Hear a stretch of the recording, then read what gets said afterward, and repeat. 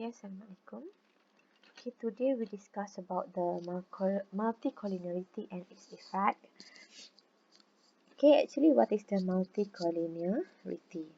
Alright, before that, we discuss on this first. Okay, in MLR, multiple regression analysis, the nature and the significance of the relation between the predictor ataupun explanatory variable, which is X variables, and the response variable Y are often of particular interest. Kan, kita akan tengok relationship between X, every X dengan Y. Kita tengok we should have the strong relationship between this ataupun we should have the significant linear relationship between this X dan Y variable before we can proceed with the regression analysis.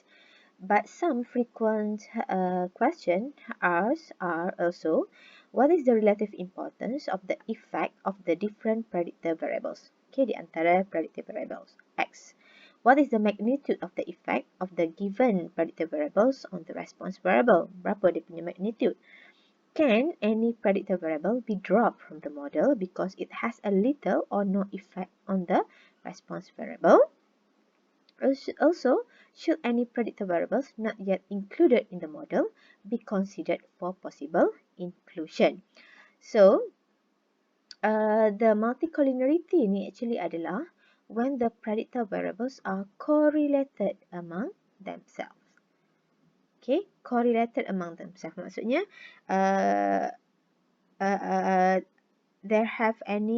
there have a relationship between X dengan X di antara X variables. Okay, ini dipanggil intercorrelation ataupun multicollinearity among them is said to be exist. So, namanya intercorrelation ataupun multicollinearity.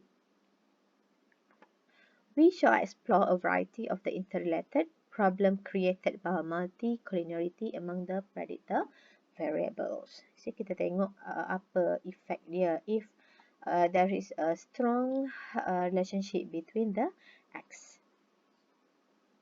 Okay, kalau yang ni contoh dekat sini, ini adalah uncorrelated predictor variables. If X dengan X uncorrelated.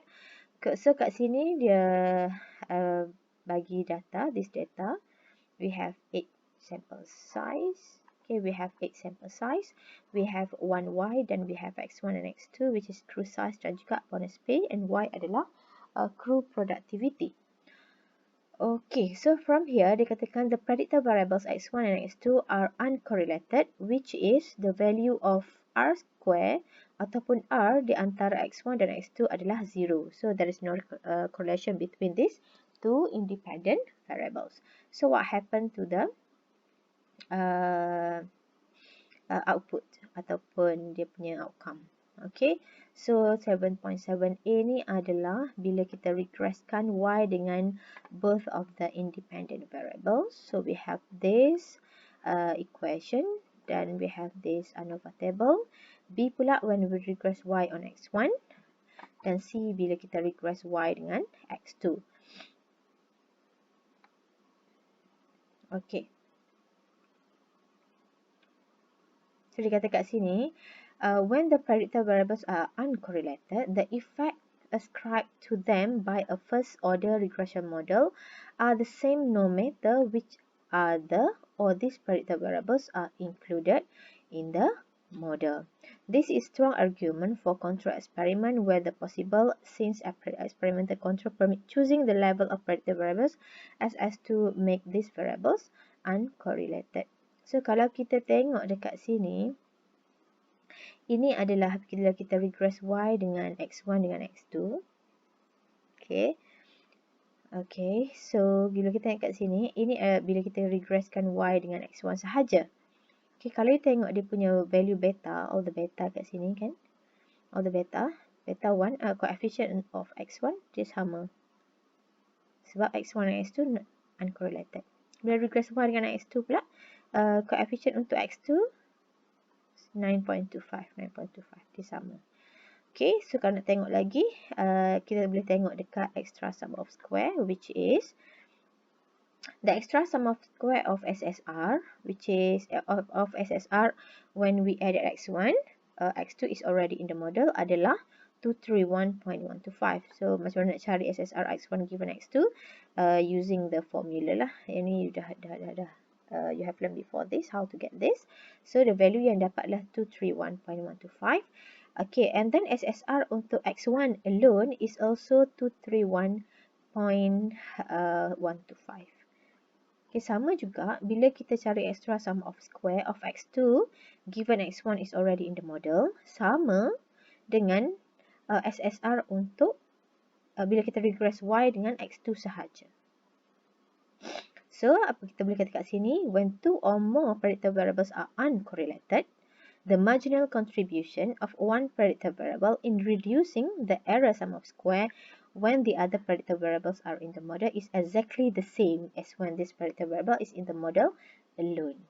Okay, so dia tak ada memberi kesan sangat kepada extra sum of square. Bila kita bila we added both of the predictor variable ataupun when we regress that predictor variable alone. Okay, sebab apa? Sebab this both of X are uncorrelated. Okay. Okay, so we next kita tengok pula apa dia effect of the multicollinearity. Apa dia punya effect jika one or more of the predictor variables, two or more predictor variables are correlated, strongly correlated among themselves. The first one adalah the fact that the sum of all predictor variables are correlated among themselves does not inhibit our ability to obtain a good fit, nor does it tend to affect the inference about mean response or prediction of the new observation. Okay, kita tengok, so dia kata kat sini, kita boleh tengok sebelum ni, dekat page 231 before this, kita boleh tengok nanti. So maksudnya dia katakan bila ada two or more predictor variable that are correlated among themselves, apa ni, dia punya good of fit tidak terjejas. Good of fit tidak terjejas. Kalau more of the two or more of the independent variables are correlated, tapi dia akan menjejaskan benda-benda lain lagi. Yang lain pula adalah which is the counterpart in real life to the many indifferent regression function, providing equally good fit to the data. In our ideal example is that the estimated regression coefficient tend to have large sampling variability when the predictor variables are high correlated. So yang kedua, yang pertama tadi, okay, does not inhibit ability to obtain a good fit.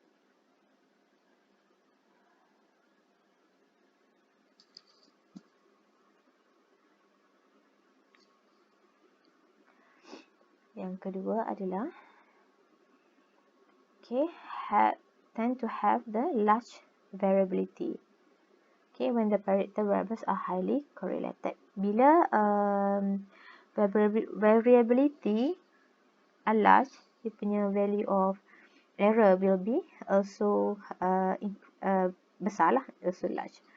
Thus, the estimated regression coefficient tend to vary widely from one sample to the next when the predictor variables are highly correlated. As a result, only imprecise information may be available about the individual true regression coefficient. Indeed, many of the estimated regression coefficient individually may be statistically not significant, even though a definite statistical relation exists between the response variable and the set of the predictor variables. Bila standard error large, so bila kita test untuk individually of the X, maybe some ataupun all the predictor variables will tend to be not significant. Walaupun bila kita check dia punya R, relationshipnya X dengan Y, relationship dia tinggi besar. Have the significant linear relationship between X dengan Y. Tapi bila kita check individual task, t-task contohnya, so kita dapati the test will the result of the test will give us the conclusion that the X study not statistically not significant in giving the contribution to the Y. Okay, itu kenapa jadi macam tu? Sebab maybe one of the reason adalah because of the multicollinearity exists in the dataset. Okay, the next one. The common interpretation of the regression coefficient as measuring the change in the expected value of the response variable when the given predictor variable is increased by 1 unit while all the other predictor variables are held constant is not fully applicable. So kita tak boleh nak interpret the coefficient as this. Kan kita kata when X increase by 1 unit, Y also increase by the coefficient unit kan. So bila multicollinearity exists, so kita tak boleh nak buat interpretation macam tadi.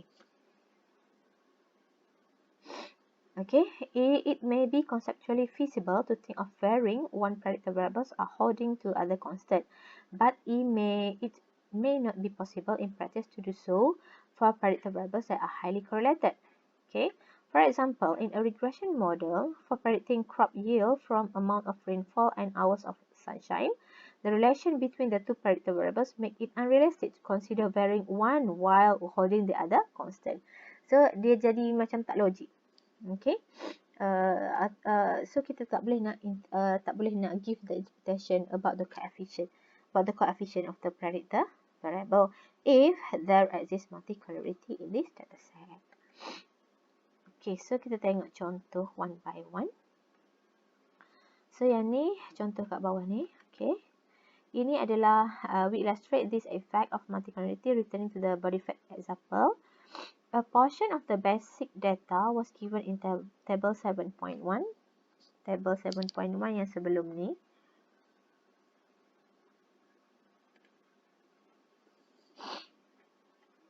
Okay. Okay, we have this table, page 257. Okay, so we have body fat, X1, X2, and X3.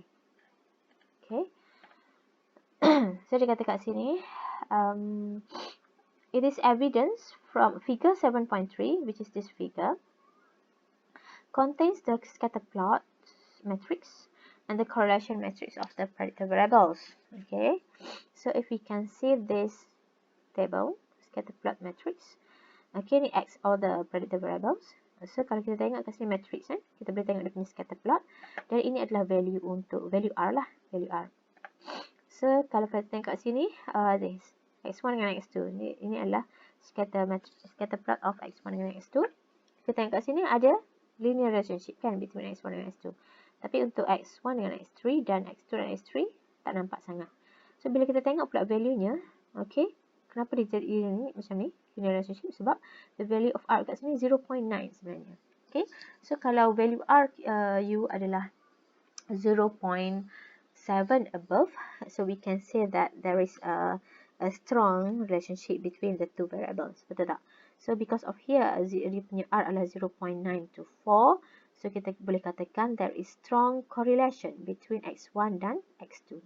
So maybe, so kita boleh katakan ada multicollinearity lah exist in this dataset because of this value. Okay, X1 and X2 having the strong relationship between each other. Kalau tengok X1 dengan X3, 0.4, so it's quite low, and X2 dengan X3 pun is quite low, 0.085. Ini dengan pandangan mata kasar dengan value R. Tapi kalau kita nak confirmkan, actually kita boleh gunakan value VIF. Nanti sekejap lagi saya cerita.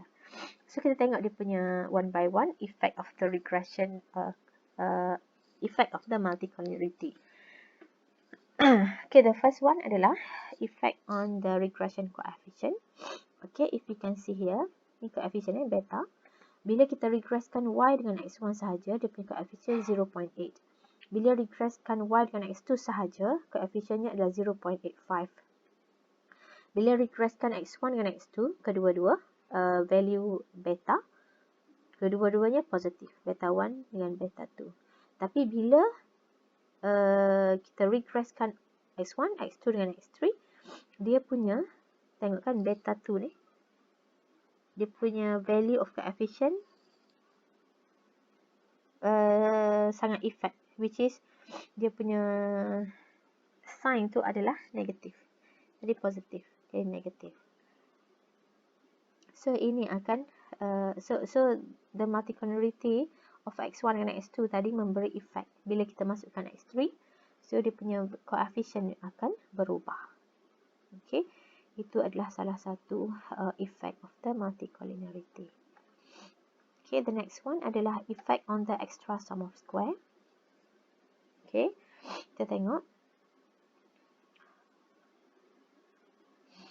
Okay, when predictor variables are correlated, the marginal contribution of any one predictor variable in reducing the SSE varies depending on which other variables are already in the regression model.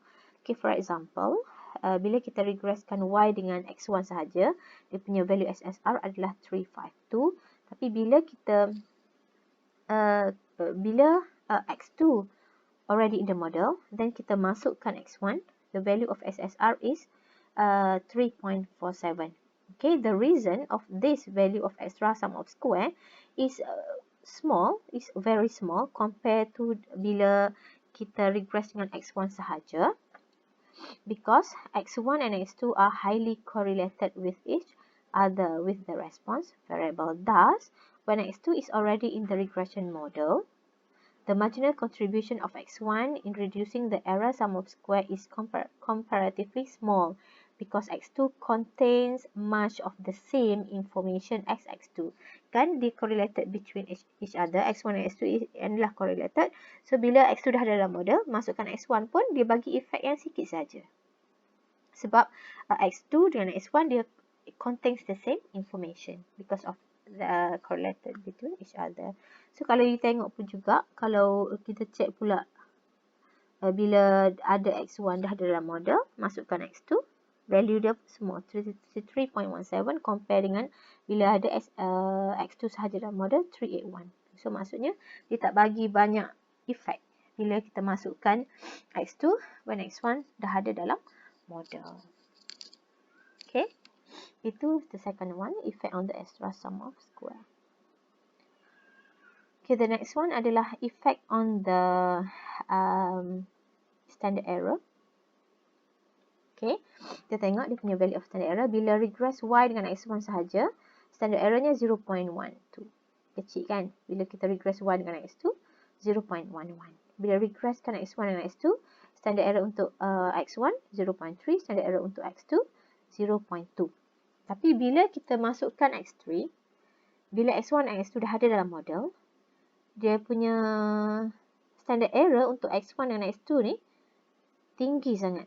Jadi 3.016 dan 2.582. This is happen because of the there is a multicollinearity between x1 dengan x2. Okay. Okay, yang ketiga, effect on the fitted values and prediction. Okay, macam yang saya beritahu the first one tadi tu. Tengok example kat sini. Okay. Okay, yang kita tahu dalam data ni ada highly multicollinearity among the predictor variables. Okay, so dia kata kat sini, okay, the multicollinearity between this predictor variable does not prevent the mean square error, which is measuring the variability of the error term, from being steadily reduced as additional variables are added to the regression model. Okay, kalau you tengok, value-nya tak berubah sangat. Furthermore, the precision of the fitted values within the range of the observation on the predictor variables is not eroded with the addition of the correlated predictor variables into the regression model. Okay, consider the estimation of the mean body fat when the only predictor variables model in the model, which is x1, dia punya x is 25. Bila kita gantikan value x2 dengan 25, value estimated y, predicted y will be 19.93 and dia punya error adalah 0.6. Bila kita masukkan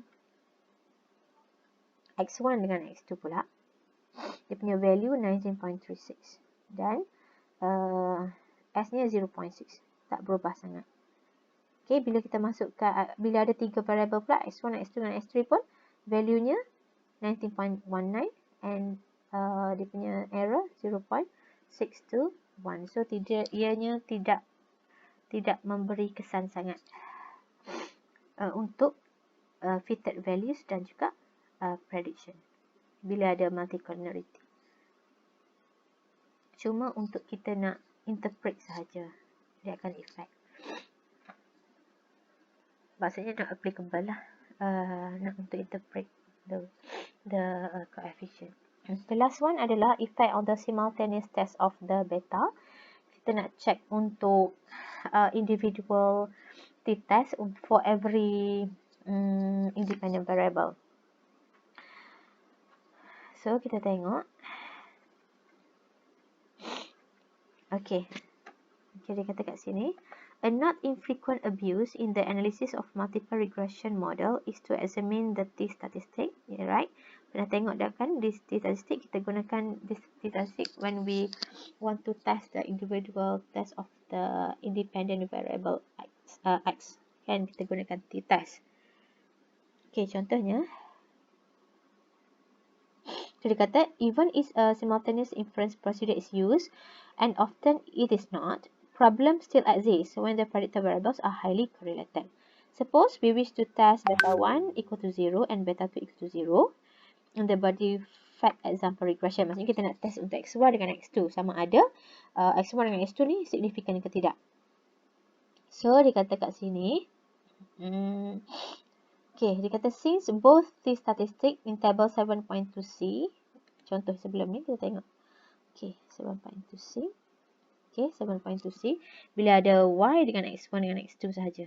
Okay, sebab kita nak check x1 dengan x2 ni, sebab x1 dengan x2 ni adalah having the high relationship between each other. Okay, bila kita tengok f value ANOVA, daripada sini kita boleh tengok f, kan? Boleh tengok f, boleh cari f. Okay, bila cari f, the value of f adalah 29.8. Okay, and then kita nak tahu ianya signifikan ke tidak, kita comparekan dengan critical value daripada f table, which is 3.59. So, bila f statistic more than the critical value from f table, kita boleh katakan we reject H0, kan? Kita reject H0, the model is significant. Okay, kita gunakan f-test untuk check whether our model ni boleh guna pakai ke tidak. Okay, so daripada sini, kita boleh katakan our model, the regression model is significant. Okay, bila individual test pula, okay, tengok sini, t statistik 0.7 and 2.26. Okay, comparekan dengan t table. T table dekat sini 2.46. Okay, so the value 0.73 and 2.26 adalah less than 2.46, which is we tend to fail to reject H0. Bila fail to reject H0 means that the variables are not significant. Betul tak? Okay. So, kedua-dua variable ni not significant. Sedangkan, bila f-test significant, kita katakan at least one of the independent variable will be significant. At least one of the independent variable is significant. Tetapi because of the multicollinearity exists between x1 dengan x2 tadi, dua ni ada highly correlated among themselves. So, both of the x kat sini is not significant. Okay, kenapa? Sebab multicollinearity exists. So one of the kita nak tengok dia punya, kita nak detect whether multicollinearity exists or not. Kita boleh tengok jugalah between these two tests. Bila F significant tapi semua variable not significant, so ada something wrong. Sebab bila F significant, so kita katakan one of the X variable X is significant. Tapi kalau kat sini semuanya not significant. So this is happen because of the multicollinearity problem exists in this dataset. Okay, so that is the effect of the multicollinearity. So macam mana kita nak yang tadi kita tengok, tadi kita check tadi gunakan matrix kan. Kita gunakan matrix tadi, kita boleh katakan daripada sini possible akan ada multicollinearity between X1 dengan X2. Tapi untuk kita confirmkan, kita boleh gunakan value VIF like I said before this. Okay. The value of VIF untuk diagnostic the multicollinearity. Benda ni you boleh baca, ni benda yang sama macam saya bagi tahu tadi. Dia just refresh balik sebab ini dekat chapter 10. Okay, the formula is, ni benda ni dia tunjuk dia punya cara macam mana nak dapatkan formula. Tapi tak perlu hafal. You just need to know for your level ni lah. Tak perlu hafal, cuma you just need to know how to find the value of VIF here. Okay, the value of VIF adalah 1 over R square. 1 over 1 minus R square. 1 over 1 minus R square. So, you akan dapat value of VIF untuk every independent variable. So, lepas itu kita tengoklah which variable yang ada multicollinearity. Okay, contohnya kat sini. Kita tengok contoh ni.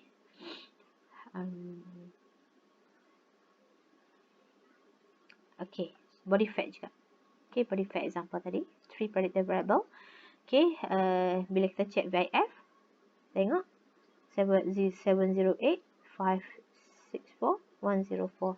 So, macam mana kita nak tahu this data have the multicollinearity problem or not? Kita check of the VIF if, ada kat sini.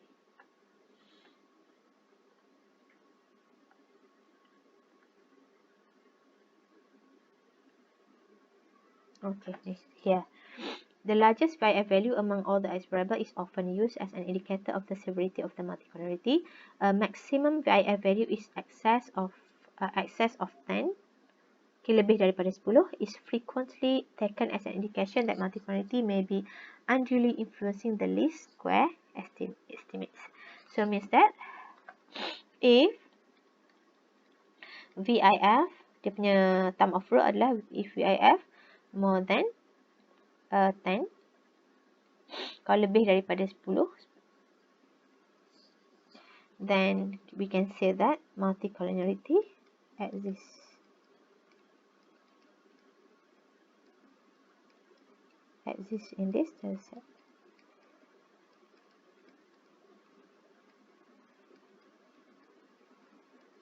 So kalau tengok kat sini, VIF X1 pun tinggi, X2 pun tinggi, X3 pun tinggi. So kita katakan ada multicollinearity exists in the dataset. So tadi kalau kita tengok tadi X1 dengan X2 sahaja kan. Tapi di sini tadi kalau kita kata X1 dengan X2 sebab kita tengok dia punya value of matrix of R tadi. Tapi untuk confirmkan actually kita gunakan VIF. Okay, kat sini kata, it is interesting to note that VIF 105, despite the fact that both R113 and R23 tadi are not large. Tadi 0.4 dengan 0.08. Tetapi sebenarnya ada juga multicollinearity between X1 dengan X3 dan X2 dengan X3 because of VIF kat sini more than 10.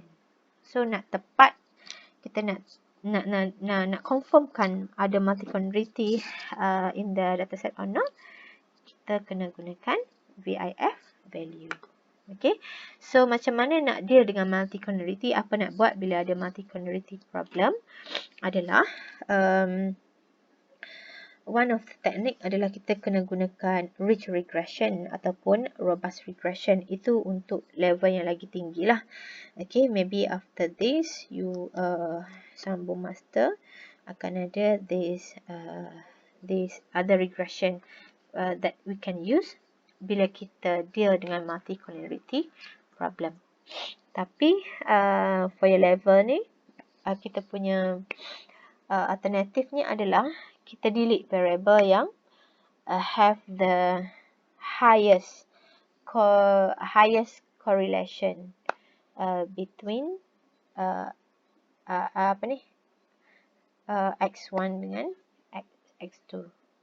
Okay, so kita akan remainkan variable yang have the highest correlation between x dengan y tu. So kita boleh delete the other variable yang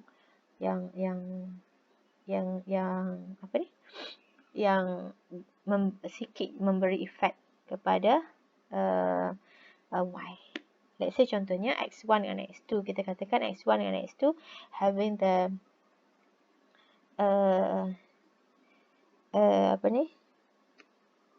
high correlation between them. So kita tengok which variable mana, sebab bila x1 dengan x2 ni highly correlated, maksudnya dia ada information yang sama dalam x1 dengan x2.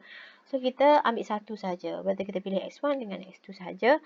So macam mana nak pilih? Kita check R between y dengan x1 dan y dengan x2, which variable having the value of R yang lagi tinggi, so kita remain that variable. Itu adalah cara yang paling simple lah. Tapi lagi berkesan actually kita gunakan the other regression, dipanggil rich regression dan juga robust regression.